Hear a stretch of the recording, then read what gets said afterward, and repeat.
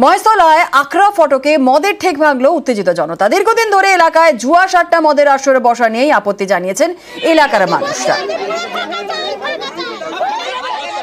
সমীর রয়েছে আমাদের সঙ্গে, সমীরের থেকে একটু বিস্তারিত জানতে চাইবো। সমীর, ঠিক কি অভিযোগ এলাকার বাসিন্দারা তুলেছেন, ঠিক কি ঘটেছিল গতকাল? দেখো, দক্ষিণ চব্বিশ পরগনার মহেশতলা পৌরসভার 7 নম্বর ওয়ার্ডে রবীন্দ্রনগর থানা এলাকায় অন্তর্গত আগরা ফটকের কাছে এলাকায় দীর্ঘদিন ধরে মদ, গাঁজা, জুয়া, সাট্টা এইসব চলছিল।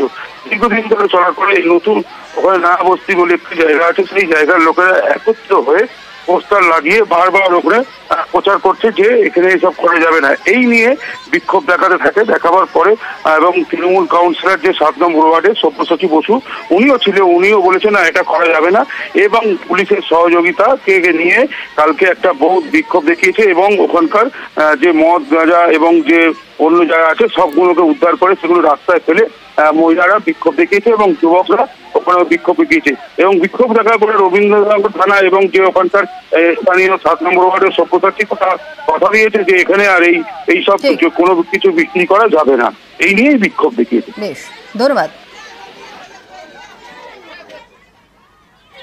আমাদের এখানে বিভিন্ন রকমের গাঁজা, মদ, পাত্তা, নানান রকম বিজনেস শুরু করে এখানে আমাদের বাচ্চা, এই স্কুলের বাচ্চাগুলো বাড়িতে এসে ভয় পায়। আমাদের এই লড়াই চালিয়ে যাব, আমাদের যত ভয় দেখাক আমরা ভয় পাবো না।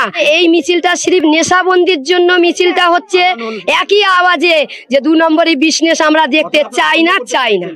কতিপয় ব্যবসায়ী যারা প্রচুর মুনাফার স্বার্থে 5 টাকা লাগিয়ে 500 টাকা রোজগার, এই যাদের লক্ষ্য, সেই লক্ষ্য পূরণ করার উদ্দেশ্যে তারা 2 নম্বরই ব্যবসা করছে।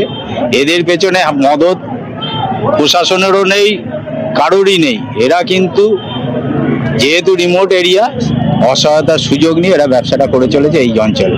এখানকার মানুষ যখন জাগ্রত হয়েছে, আশা করছি এই ব্যবসা আর এখানে চলবে না।